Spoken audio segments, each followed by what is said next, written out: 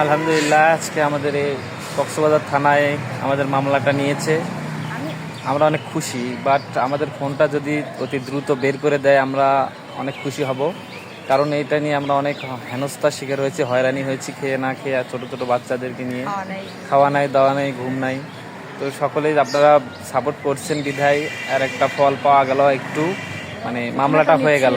প্রথমে তো মামলা নিচ্ছিলই না, অনেক কষ্টে মামলাটা নিল। অনেকজনের সহযোগিতায় যারা সহযোগিতা করেছেন তাদেরকে অসংখ্য ধন্যবাদ। আর আমরা চাই এটা সমাধানটা হয়ে যায়, আমরা হাতে ফেরত পাই। আপনারা দোয়া করবেন।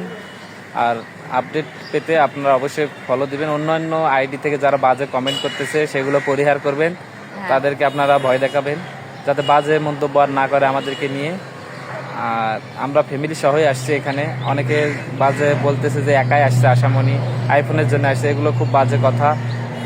আমরা অনেক ভালো মনের মানুষ। আমাদের পোস্ট করেন, কিন্তু বিষয়টা ভালো করে জেনে আমার আইডিতে গিয়ে বিস্তারিত জানার পরে তারপর আপনারা পোস্ট করবেন আর রোস্ট করবেন, যা ইচ্ছা তাই করেন, কিন্তু সঠিক তথ্য দিয়ে করবেন। এটা আপনাদের কাছে অনুরোধ। ধন্যবাদ।